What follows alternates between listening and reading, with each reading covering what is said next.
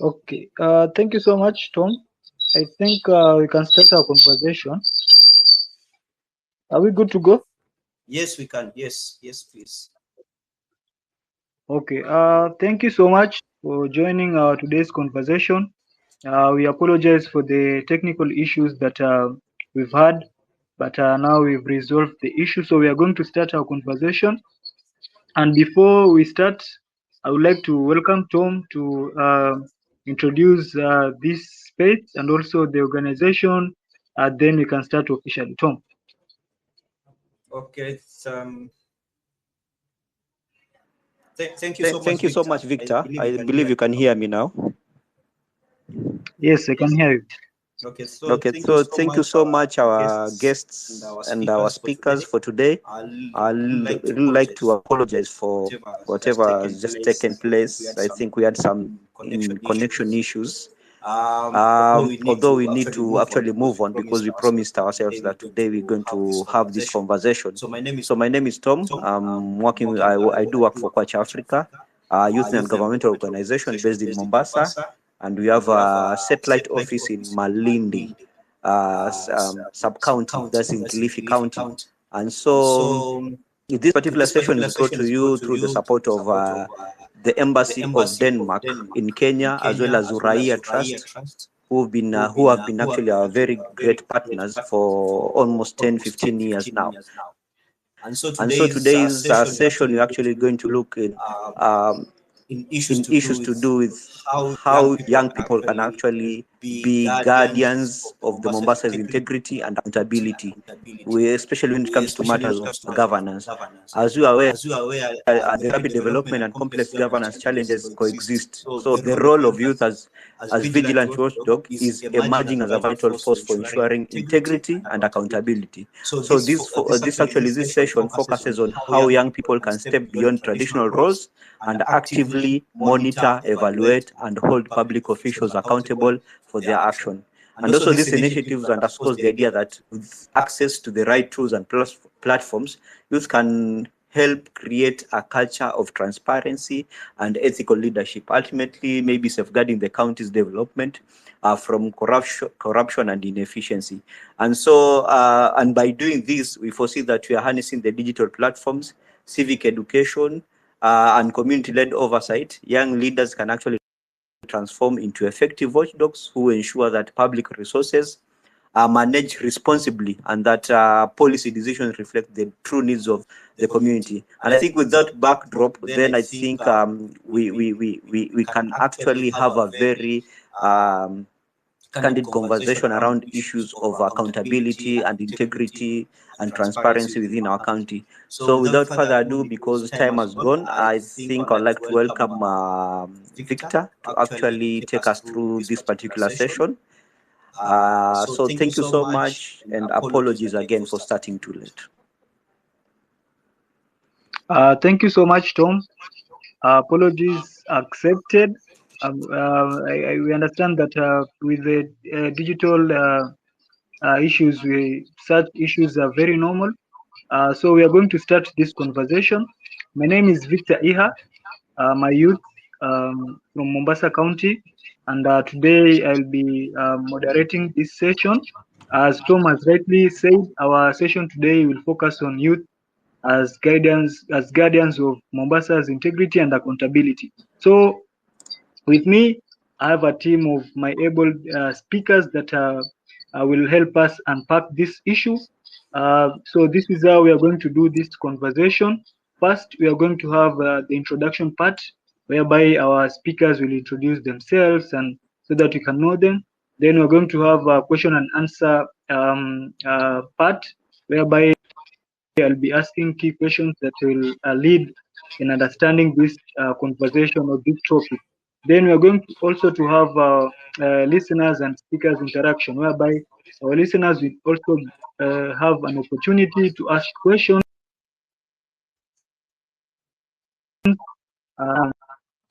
Speakers will interact and also try to answer the question. So we're going to start this conversation, and without anything, without much ado, we are going to start with the introduction part, and we are going to start with they say ladies first, so we are going to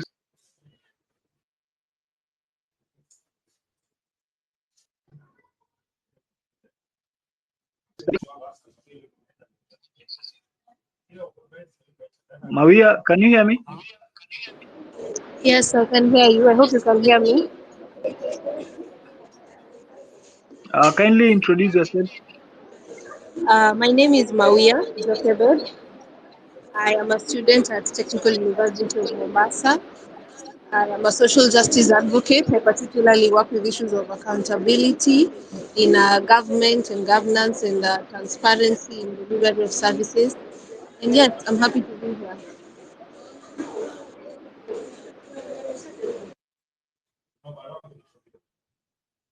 There is too much noise in your background, Maria. So kindly, as we continue with the session, just try to maybe look for a place that is a bit silent so that we can hear whatever that you're saying. Otieno, karibu. Habari zenyu. I'm Otieno Biero. I work with an organization called Agenda Kenya. It's a youth serving organization based in Mombasa. We are located in Chuda. We do youth governance and human rights. So we have various kind of projects, basically that are touching about young people. Asante sana. Asante sana Otieno and Mawia, karibuni sana. For our listeners also, karibuni sana. And we are going to start this conversation. Remember, our hashtag is Youth Watchdogs. So for our listeners, if you have your question, you can just put it on the comment section. So as we continue, I'll be reading out it so that our listeners and our speakers can address it. So, Tom, as we are starting, Tom said that the youth have a very crucial role in ensuring that there is um, integrity and accountability in Mombasa.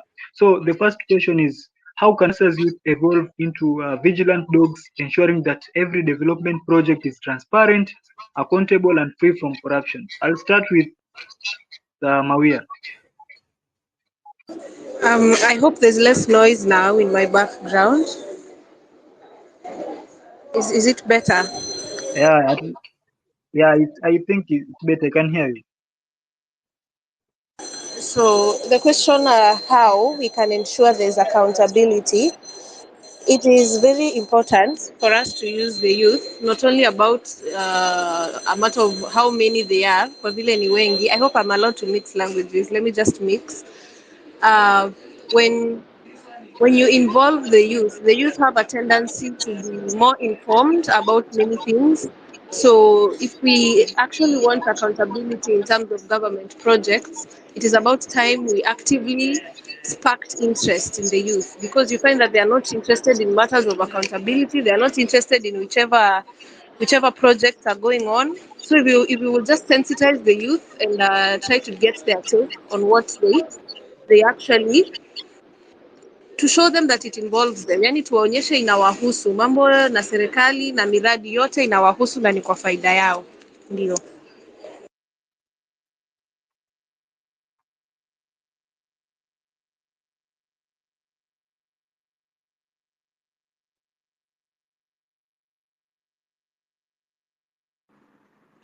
Victor, we can't hear you.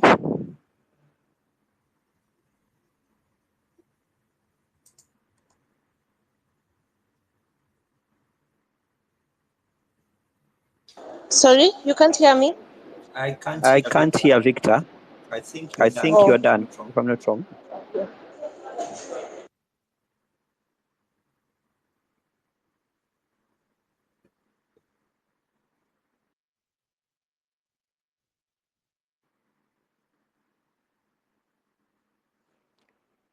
Can anyone hear Victor? I cannot No, hear we can't. Victor. Is Victor still around? Yeah, I'm seeing him around. But moving on. Let me just pick it from where he's just left. What's your thoughts, Obiero? What's your thought about this particular issue? How can Mombasa youth evolve into vigilant watchdogs, ensuring that every development project is transparent, accountable, and free from corruption? Thank you, Tom, for this question. Wonderful question. Everything starts from organizing. In most cases, you hear people talk about organize, and liberate. You cannot liberate yourself if you're not organizing yourself. So if you're organizing yourself as young people, Mombasa, therefore it means you will be taking, you'll be engaging yourself in civic action, uh, including participating in electoral processes, social accountability, asking questions about key development projects. Um, but most importantly, the youth need to understand the available policies, programs, or other initiatives that they really need to track. They really need to follow up on, because youth is a mass. It's the majority in this country. But we cannot say that they can be everywhere. So that means that they need to identify what are the areas of their interest. Which specific areas do they need to focus on to ensure that there is transparency and accountability in terms of um, uh, spending of the public resources in implementing the public projects. But it can't end just there. There is a very big issue that has been bothering young people in coast, and if you can narrow it down to Mombasa specifically, that is the issue of exclusion and marginalization. The historical exclusion and marginalization, even in terms of political participation, in terms of education, in terms of jobs. You see, that is a key issue that youth need to get a conversation around ongoing, or rather going on, so that they be part and parcel of where policies are discussed, where uh, programs are designed, being part of even the projects that are being implemented in their areas. For example, if it's a project in Kisauni, Mushomoroni area, young people need to find a way of getting into the project implementation committees, because that's where they start monitoring how what is the budget, how is the project being implemented, is it up to the standard, is it meeting the things done as mentioned in the BQs. Actually, that's basically what I think is needed for the young people of Mombasa to push for transparency and accountability. Yes, back to you, Tom. Thank you so much, Obiero. I think you've just spoken some very important aspects and actually opportunities which youth can explore to ensure that they become part and parcel of upholding democracy and transparency and enforcing integrity or advocating for integrity within their communities. I see Victor is back. Okay, so as we move on, let's go to the second question where we have to look into innovative tools and platforms can perform and empower young leaders to monitor public spending and hold local authorities accountable for Mombasa's progress. So what innovative tools as young people and platforms do you think are able to empower these young people and leaders to monitor public spending within Mombasa County? Can we go to Mawia, please, and for that question?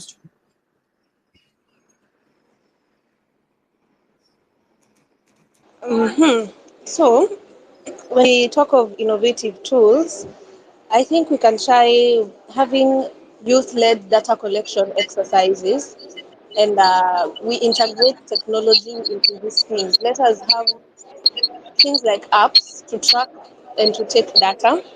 For example, if you have a data collection exercise, like one that was carried out by the Coast Civil Society sometime last year, where we have people investigating the services that the county is supposed to be offering, if you involve youth in these things, and if, I'm sorry, are you getting me? I'm getting some feedback. Hello? Yes, Maria, I can hear you. Oh, yes. If you involve the youth in data collection, they're actually going to see for themselves on the ground. You know, they are going to get to compare the amount that is allocated versus the work that is actually happening on the ground, and they're going to be in a position to even want to participate without being urged by anyone. If you integrate technology is what we are most familiar with in our age group. We are most familiar with using social media apps. If you integrate social media as a form of tracking development processes, the youth are going to end up being more interested, and they are going to participate actively without needing extra push from anyone else, just from their own. It's going to be an organic interest from the youth. Yes. Thank you so much, Maria, for that. And yes, technology is a very crucial tool in mobilizing young people and also ensuring there is access to information and also what the youth need in terms of what steps or maybe what ways they should use to engage the government. Otieno, what's your take on the innovative tools that young people can use to monitor public spending? Okay, we are in Mombasa, so to be innovative does not mean that I have to go to Nairobi to look for a technical platform or other. But it's about just looking around you and trying to figure out what are the available platforms or opportunities that I can use to do a certain action. So Maria has already spoken to the use of social media, which is the most available thing. I know almost every youth is in one, two, or three social media platforms. Could be TikTok, could be Facebook, Twitter. Which is very key, and therefore it just can't end at using the social media. And there are various tools that you can really use before you go to the social media, just to enhance your advocacy. Therefore, there's something called public expenditure tracking, which is a social audit tool where we can young people can actually pinpoint key projects that implemented in the area and really track the expenditure when it's being implemented. But this can't just be like that. Young people need to understand key budget documents. What is the ADP? What is contained there? What is the CSFP? What is contained there? What is in the now is the budget? Because when you're going to narrow down on a project, then you really need to understand how much is budgeted for this project. What are the strategic objectives of this project? How long does it need to will it take to be implemented or to be done? So there are various kind of tools. Other than that, there is something that is now picking up called performance contracting. I think Mombasa County, the executive saying performance contracting few months ago, could be 6 or 7 months down the line. Last year, I saw such a conversation taking part at the national level yesterday, where the ministers were signing the performance contracting. If you can remember, the president spoke about some incompetent um, members of the executive. Basically, it's narrowed down to the performance contracting. There is another tool that we can use actually to audit um, if there is the status of service delivery. Yeah, but it is as simple as just using an Excel to narrow down on the analysis, understanding maybe the performance in terms of revenue collection, in terms of absorption rates of the particular department. That is something that youth need to put in mind to spearhead accountability. Yeah. Thank you so much, Abiero, for that insight. And you've really spoken well in terms of venturing also into social audit tools, which over the years have proven to be among the best tools in ensuring in tracking accountability. Before we proceed, we have a comment here from Maimuna Siraj, one of our speakers. Social media campaigns use platforms such as Twitter, Facebook, and Instagram to raise awareness, track progress, and report um, anomalies in projects. Yeah, this is very true. Absolutely. Social media campaigns can also be part of tracking uh, uh, these development projects. So, as we proceed to the next question, what do you think citizen-led? In what ways can citizen-led oversight and active engagement create safe, open spaces for youth participation in Mombasa's governance? I'll start with Mawia.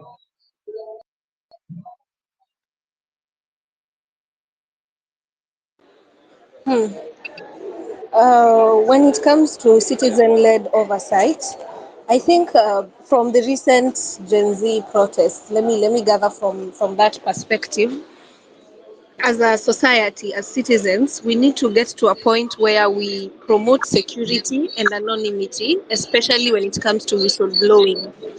We cannot be encouraging the youth to participate in asking for accountability, to participate in protesting against misuse of funds, yet they are victimized after they have done so openly and boldly.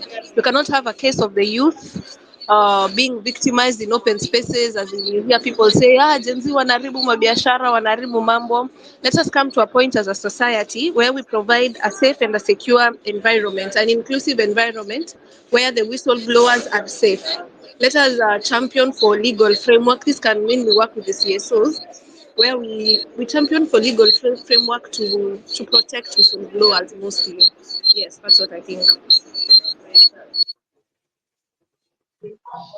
Thank you so much, Maria, for that champion for legal frameworks. This is very important in ensuring that there is citizen-led initiatives in terms of engaging engaging stakeholders.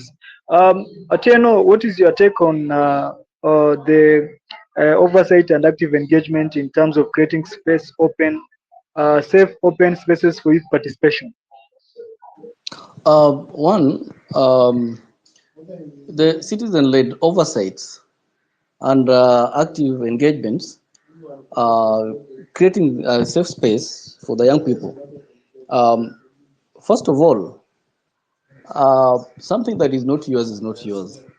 But when something is yours, actually, it is yours. So basically, this is going to is providing a platform for the young people to collectively spearhead transparency and accountability, rather advocacy, um, from a point of a collective action. For example, if the space is open for a public participation, for example, let's talk about a budget document is shared for a public participation, and if young people are well informed and aware of the intention of the budget document, they find it easy to sit down and do an analysis and present a memo, could even be a petition, could even be a policy statement, could even be a position paper. Um, so this one brings that ownership uh, in a manner that people can associate themselves with the projects that are being implemented within their areas. They can give support. They can be part of the implementation committees. Actually, um, there's nothing with us. They can't be. You can't get involved in something that you don't understand how it's going to be impactful into your life. So if there is that free space, safe space for the young people to engage in public participation, it will be very easy for them to spearhead accountability and transparency, not only at the county level, but even at the national level.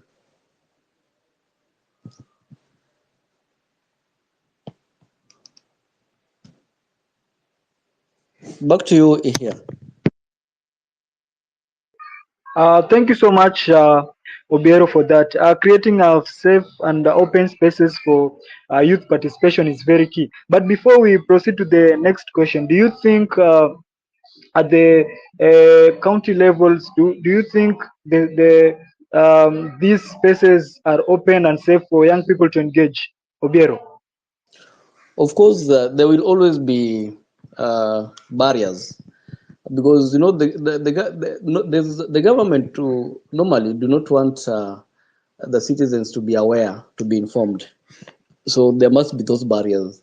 A clear example is giving a budget document a day to to public participation, um, which should be even 7 days or 14 days, because you need to take a budget document, sit down, do an analysis, um, present a memo. Now they are denying you that chance so that you do not get enough time to understand, get to know what is there, identify the gaps, and speak to it. Um, those barriers are there, and basically they are brought or they are put there to gag the citizen from accessing information. Well, they know very well that information is power, and if you really get information, then they'll be able to ask a lot of questions. Yeah. So in short, these spaces are there. They've been identified by the constitution. Because the constitution gives everyone that opportunity, the right to participate in every aspect of governance. But you see, there is not that enough goodwill to enable that kind of a platform. Thank you. Thank you so much, Obiero, for those remarks. And yes, there is the systematic barriers which have posed a challenge for meaningful youth engagement. But we'll come to that.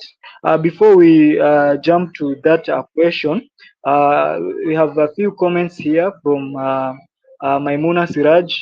Maimuna Siraj encourage youth to participate in public planning and budget allocation forums, annualize documents, prepare memorandums, share with the county government officials, and do follow-up. Thank you so much, Maimuna. Maimuna also says we need to advocate for youth inclusion in governance structures such as development committees. For example, we need to have youth to sit and participate in the sector working groups to formalize their participation. Absolutely. And I think this is what one of our speakers was saying in the first question, I think, yeah, on how to evolve into vigilant watchdogs, which is having a youth on these spaces creates more space for young people to engage in a meaningful way. So, Obiero, you spoke about the systematic barriers. We are going to start this question with you. How can the watchdog role of youth help dismantle systematic barriers and ensure that every policy and project reflects the true needs of Mombasa's communities? Thank you, Ihea. One thing that we need to understand is that the youth need to understand. Basically, if I narrow down, you will allow me to speak about youth-focused policies and initiatives. Because if you do not understand what is there for you, then you cannot defend something that is there for the other person. You cannot defend something that, as a youth, you will not be able to defend something that is there for let's say social security for your uncle, your dad. If you do not understand that you need a safe space like a youth center, you need to be for example, the technical working groups for the youth. So one, if you understand the youth focused policies, then you'll be able to know what is there for you, know what to follow up on, know what to ask for, and know what or how to access opportunities. Like the other time I said, that information is power.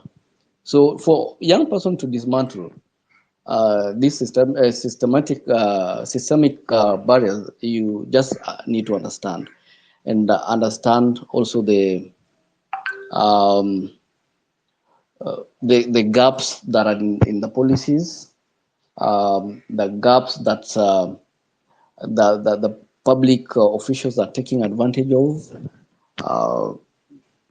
And you can do this through various ways. You can have a dialogue with departmental heads. You can could even be a sport dialogue. Could have a roundtable meeting with the executive members, and then there need to be a consistency in following up of initiatives, or rather on civic action that you've taken, submitted to the county, or even if it is the national government. For example, if you submitted a memo on a county fiscal strategy paper, you really need to follow it up, because these people, one, they will fail to, they hardly share the documents in good time. So how do you do? You probably need to pressure on, keep on asking for the documents, the feedback mechanism, ensure that if you give a memo, then there's a feedback that you're getting from the county, what you need to be focused on. Is there an adjustment? Is it ignored? So that constant following up is very, very key in the advocacy, to be able to narrow down on the barriers that are there. You know, these barriers, actually, some are just there because of the political goodwill. The people do not want people to get to be informed, to ask them questions. A clear example is the greetings that young people did recently during the 2024-2025 finance bill. People were greeted. I'm not saying that you need to go and beat someone, but you can text someone, you can harass someone through constant calling via their mobile phones. You can write lots of letters. You can jam their emails to be able to respond and do things as required by the Constitution. Then there are independent commissions that are there that young people need to understand their roles, where they are, and how they are useful to the work of advocacy. Something like Ethics and Anti-Corruption Commission. There is Office of the Ombudsman. If you fail to get a document at the county level, what do you need to do? If you wrote access to information tool, a form and they didn't reply to you, then you can go to the ombudsman office if you have identified. If actually you've followed up on a project within your area and identified a case of corruption, and you've documented it and communicated to the county, and maybe you didn't get a feedback, you can go to Ethics and Anti-Corruption Commission. Lastly, young people must participate in electoral processes. Hakuna vile babako atakuja kutetea kuwa kuna unabaguliwa ama kuna vitu huwezi pata katika county, na yeye pia anataka vitu kama hizo. If you participate in an electoral process as a young person, you probably going to elect someone who is either a young person like you or a youthful person, someone who can relate to the exact thing, the exact marginalization and this enfranchisement yenye wewe mwenyewe unaendelea una go through. Yeah, sasa back to you here. Thank you so much, Obiero, for putting down these points. And from what I've captured, you've stated the issue around the youth-focused policies, which I'm eager to understand. But I'll come to that. Then the feedback mechanism, which over the years has proven to be a barrier in terms of getting response after maybe, for example, attending a public participation forum, which of course has led to apathy. Then also the presence of independent institutions, which can also act as a way of ensuring that we keep these stakeholders on check. But before I jump to Mawia, kindly if you can just break down these the youth focused policies, just a few, maybe a maximum of 1 minute. Just if these, do we have these policies, and if we have them, do young people know about these policies, Obiero? One key policy that young people need to policy document that young people need to look at the budget documents. They're very key because these are they contain the strategic areas that affect young people. For example, let's talk about the Department of Youth. When that department cannot move without a budget, and for it to move with a budget, it means that it will be addressing the youth issues. If you don't identify priority youth issues in your area, which should have spanned from the development of the CIDP into the EDP and into other documents. Therefore, it means that maybe for the next 5 years, your interest as a young people from a certain village within Mombasa will not be contained in any budget policy document. Another one that I may need to mention is the youth policies, which Mombasa County has really struggled to put in place. I may not be able to tell how far it is right now, but they've really struggled to put it in place and pass it at the assembly and enable the youth to enjoy the fruits. There are other policies like sexual reproductive health rights policies that need to really provide opportunities for the young people to enjoy the services provided by the county. Things like youth centers. You can't have a youth center if it is not budgeted for. Lazima iwe budgeted for ndio ijengwe, na ikijengwa as a young person pia lazima uangalie is it itakuwa inatoshelezea ile kazi ambayo inatengenezewa ama tu ni structure ama a white elephant project or just doing for the sake of doing. Yeah, thank you. Yeah, back to you. Thank you so much, Obiero for highlighting those issues, and you've really spoken well. So at this juncture, let me invite Maria to give her insights on the role of youth in dismantling the systematic barriers. Maria.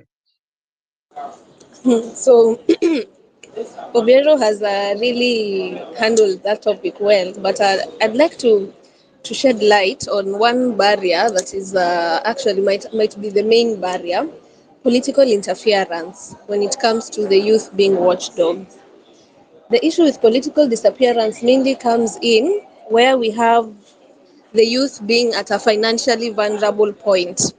And I'm beginning to realize or to think that it is the plan of the political class to keep the youth in a position where they are financially vulnerable, let's just say financially vulnerable. Because you have youth who are advocating for changes, who are advocating for reforms, who are being watchdogs, who are saying this and this is happening and this is not right. Then you just throw 500 shillings at them and the problem goes away. There is serious need to empower youth financially. If it's the youth themselves coming up with something to do that can generate income, because so long as someone is feeding you, you will not bite a hand that is feeding you. And they know, and this is how the youth are kept on a leash, that you cannot stray too far even in your watchdogging, in your asking for accountability. There is need for that. There is also need for a reform in the political will of the society and in the institutional reforms, because we have people believing that the youths are going to make a lot of noise out here. It seems to be a common opinion that vijana watapiga kelele na siku ya kura ikifika vijana hawatapiga kura. So there is need of a change in mindset of the society and also a change in mienendo of the youth. It's about time we started doing something about the noise we are making. Yes. Thank you so much, Maria, for those remarks. Before we proceed, there is comments here from Maimuna. Maimuna says, we as the youth of Mombasa, we need to continue to advocate for Mombasa County Youth Policy. This policy will ensure issues of young people are being put on the table. Yes, absolutely. Then she says it's high time for the independent bodies to stand independently. There are some offices which are letting us behind, e.g., IPOA, Judiciary, and IBC. Then also, Maimuna says civic education need to be done at a lower level. Most of young people don't know about ADP, CFSP, budget tracking, stroke estimates, CIDP, and many more. Absolutely, because most of the young people don't engage in these issues because we lack knowledge. We don't have enough knowledge to engage, and without knowledge, knowledge is power. So without knowledge, you cannot engage effectively on these issues. So for our listeners, continue sending in your comments. If you have your question, you can just request for the mic. Daniel, the poet, have invited you to speak because you requested for the mic. So kindly accept my invite. Then I'll give you an opportunity to speak. We are almost coming to an end of this conversation. To the last question, I will start with Maria. Maria, what success stories from other regions can inspire Mombasa's youth to take a stand as guidance of integrity, and how can we adapt these models locally?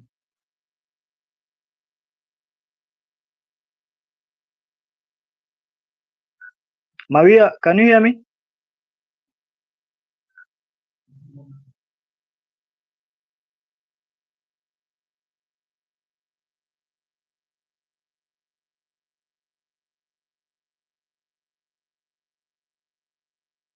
Okay, I think Maria, I'm seeing she's speaking, but I cannot uh, uh, get what she's trying to say. Otieno, can you hear me?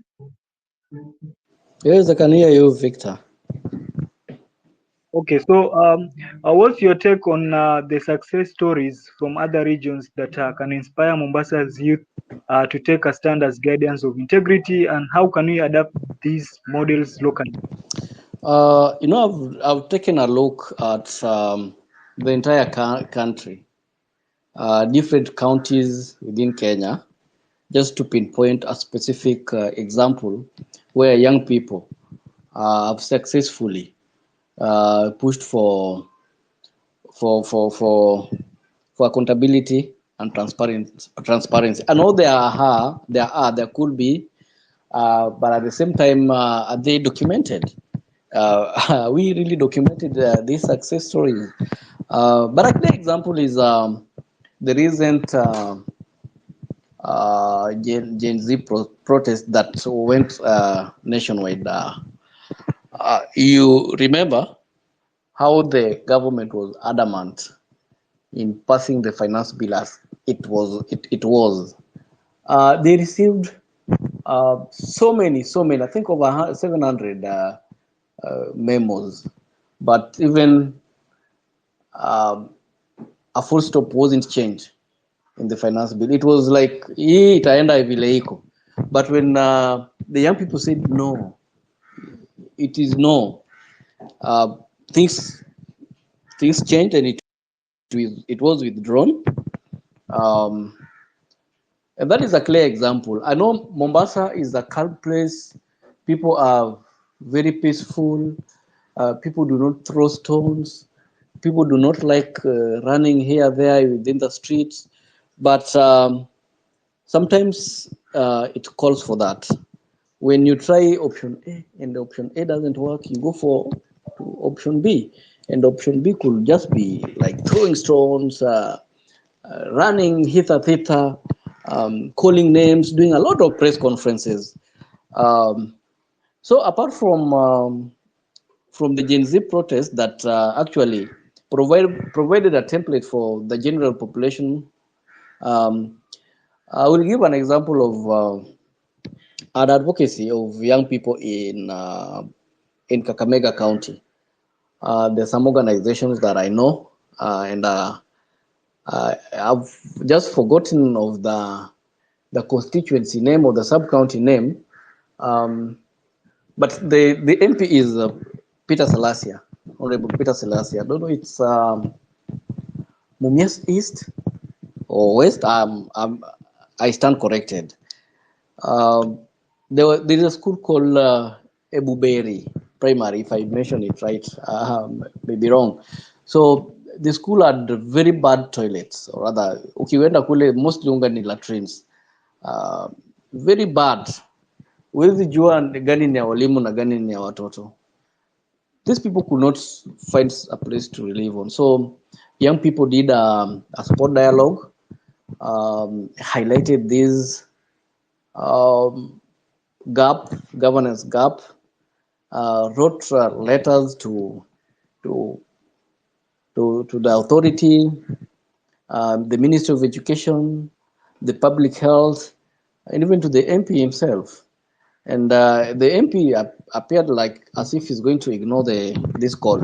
And so the ministry went to the ground and removed the teachers. They said, "Oh, if this is the real situation here, then we have to remove you until this issue is sorted." When the MP realized that, he went and built some nice toilets.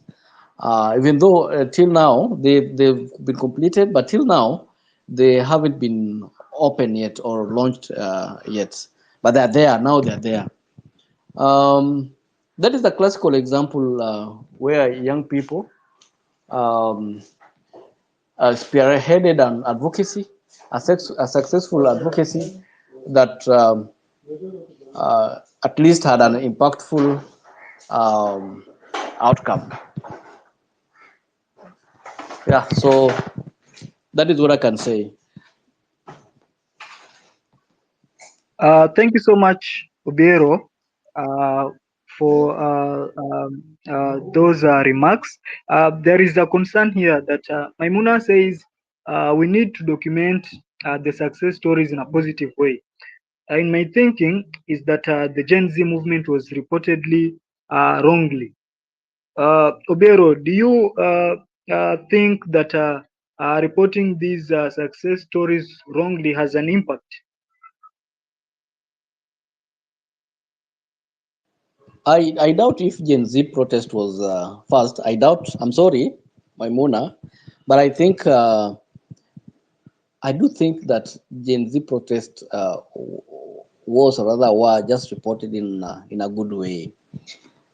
But as a matter of fact, it reached a time where the Gen Z protest was infiltrated by goons and hooligans from different areas.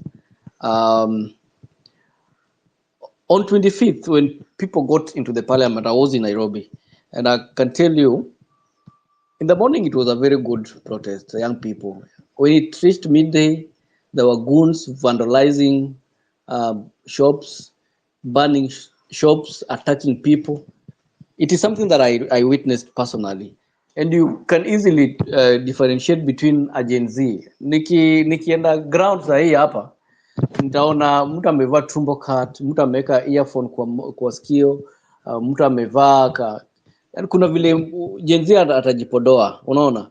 Lakini ukiona kuna tu mtu tu ukiona kuna rasta chafu, akona shati chafu, um, amebeba panga, you can easily tell that this is a goon. And those who painted the protest as bad as it looked later on are just political leaders, you see. And if I remember well, Mawia mentioned political interference as one of the barriers, you see. When they took advantage of the Gen Z protest to spearhead their interest, they interfered with it. It lost value, and it has never been. Okay, the achievement was there, was made, but at the end of the day, what do people talk about right now? The Gen Z protest led to the invasion of the parliament. People were shot dead. And you know, that's what the media sells, the negativity.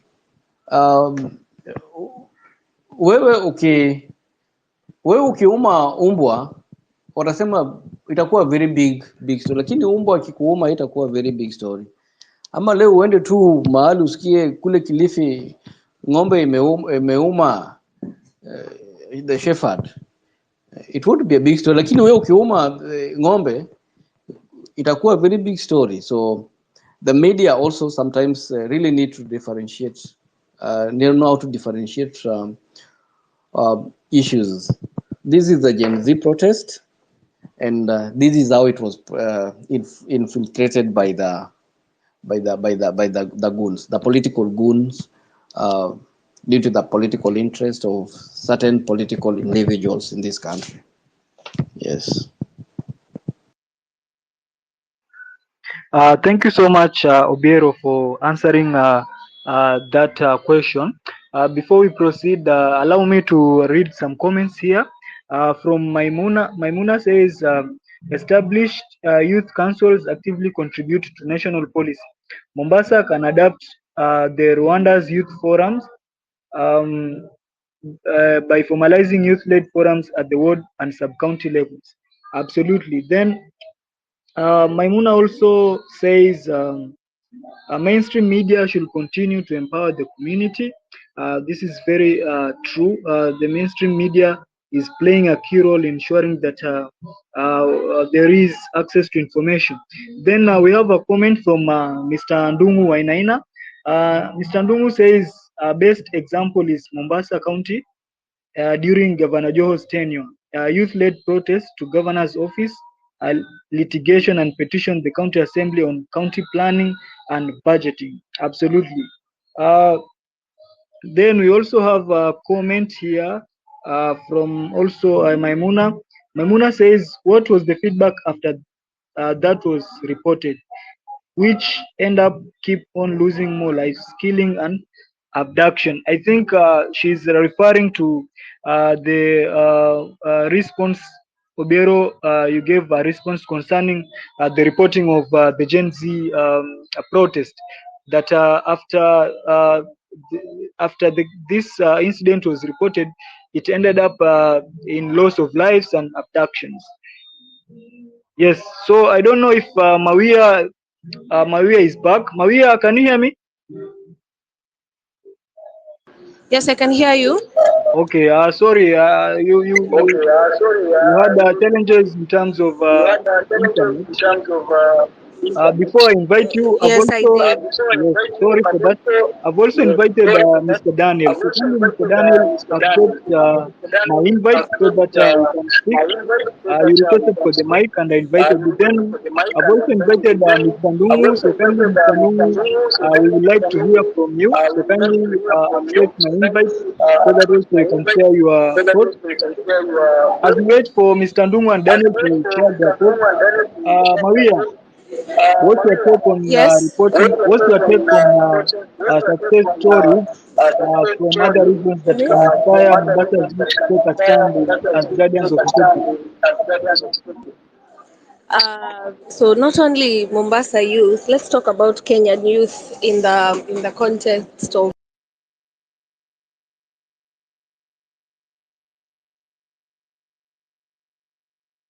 late last year and early this year.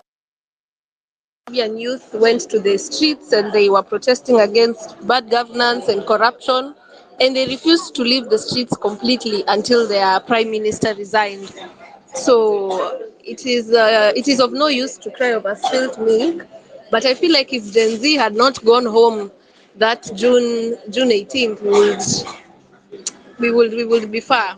But since we went home, the next time we decide to actually do something about it, I don't think we will go home. And it's true, it was misreported and we were misrepresented by the media.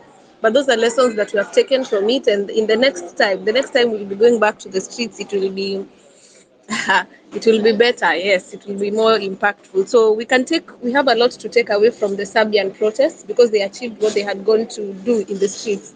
So my suggestion is, if we put our minds to do something, let us not leave where we have gone until we actually achieve it. Yes.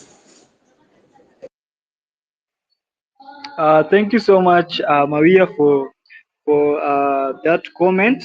And I think we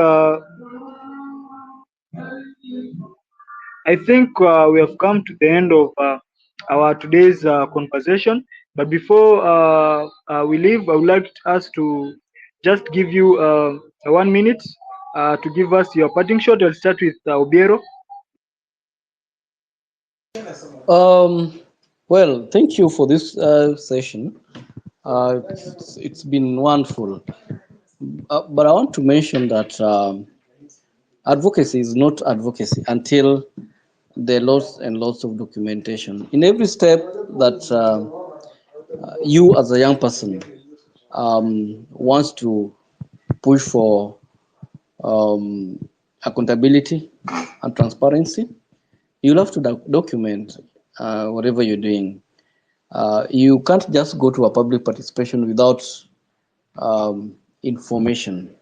You must be prepared, and you can't just stand up and speak without presenting a document of your findings. Otherwise, the barriers will still remain if we don't document, both physically and virtually, and continue and with the consistency that is required to follow up and to call out people who are corrupt. Thank you so much, Obiero. Before we jump to Maria, there is a question here from Daniel the poet, and it will be injustice if we don't respond to this question. Daniel is asking, with the audit report out, which moves have the youth-led organizations initiated now that the report painted out misappropriation and allocations that the county government can't come in defense? Obiero, what's your response on that?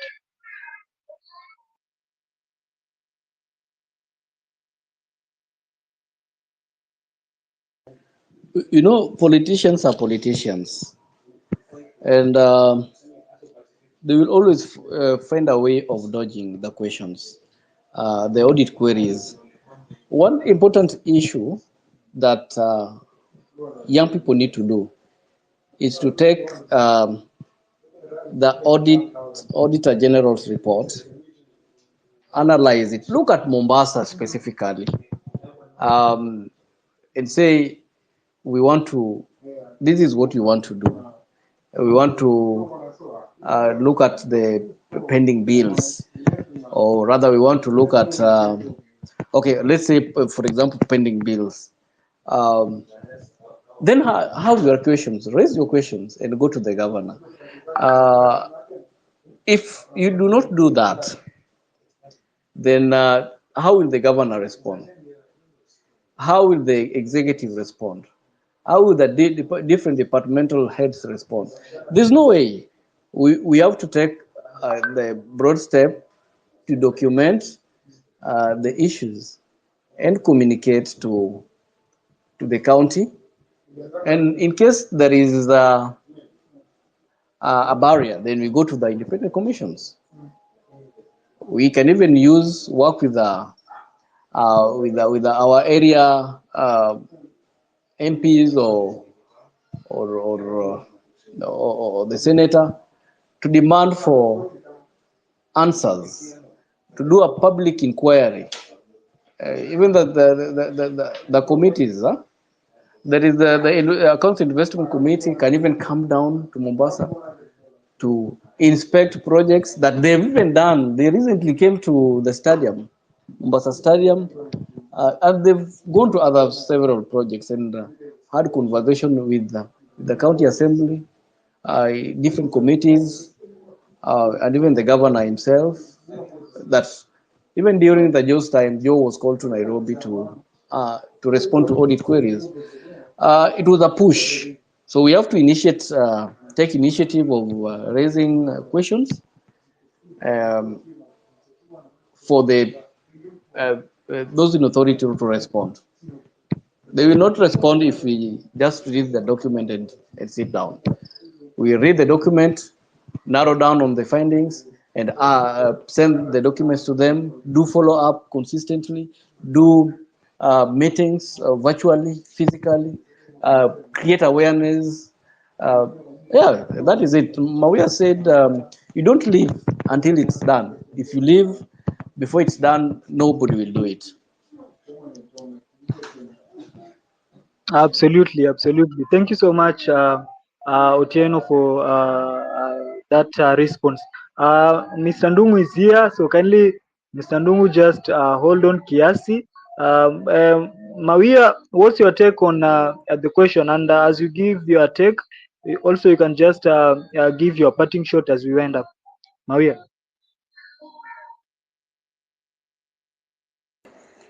Sorry, I don't have much to say about the question. I think Obiero covered it all quite perfectly. So at the end of the day, we all need to remember that we have a personal responsibility. We all have a responsibility to hold the government accountable. We all have a role to play. And it will be better if all of us started playing our roles actively instead of passively. If all of us took our place and our position, if all of us decided to show up when we are called upon to show up, if all of us participated in the public participation, if all of us participated in educating the masses in civic education, in educating those who don't have access to information as much as we do, we will be at a better place as a society. Yes, so that is my parting shot. We need to become more active and we need to take responsibility. Yes. Thank you so much, Mawia, for those remarks. And yes, we need to be very proactive in advocating for integrity. There is also photos of the audit reports Mr. Daniel the poet has shared, so we can kindly just go through them.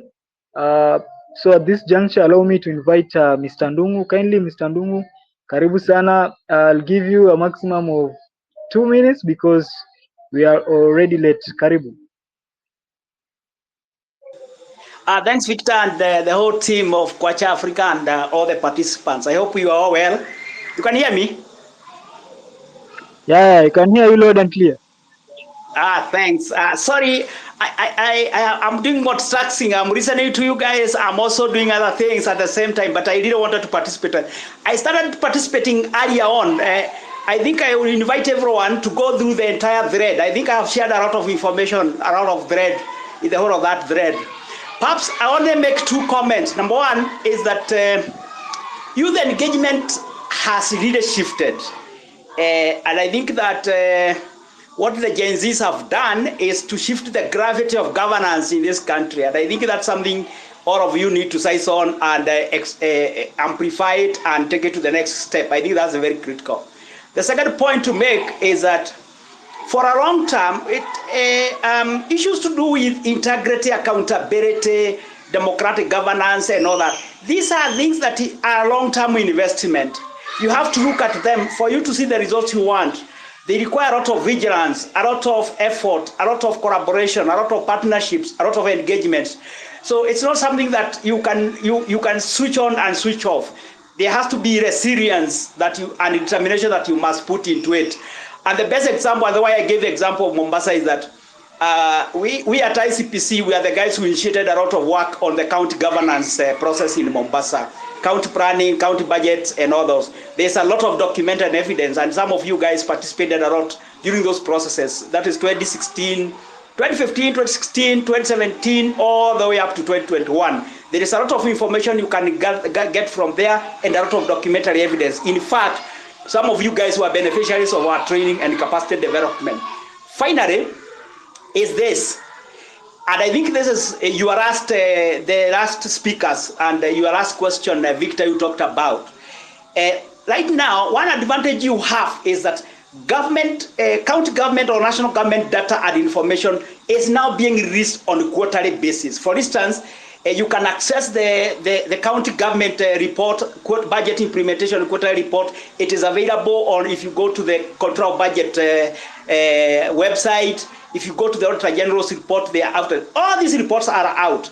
The point I'm making is this. If you want to succeed in pushing for democratic accountability, if you want to push for demand for integrity, ethics, and all that, you must be evidence-based. You must be ready to correct data, analyze the data, break it down, and reduce that to advocacy tools.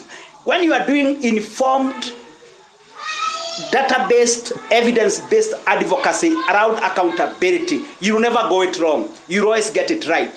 And then you need to feed that in the social media and digital platforms. Young people, you are the greatest guys in terms of use of social media and digital technology. Make use of it. Get the data, process it, break it down, push it through to the public, and you'll be amazed how far you can go with that. Asanteni sana.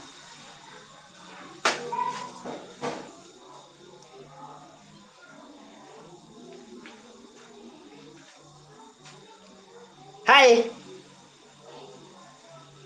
Hi. Victor, can we now leave? I think Victor is kind of hanging, but as we close this session, I'd like to thank each and every one of you for actually gracing this session. It was a very enlightening session, I know, to most of our participants and also most of our guests. Maimuna was actually on the comment section. Thank you so much for joining, although you couldn't have an audience with us through audio, but we've heard you and we've seen what you've written. Thank you so much. Mr. Ndungu, thank you so much for your insights as well. And Victor, thank you for hosting this particular session.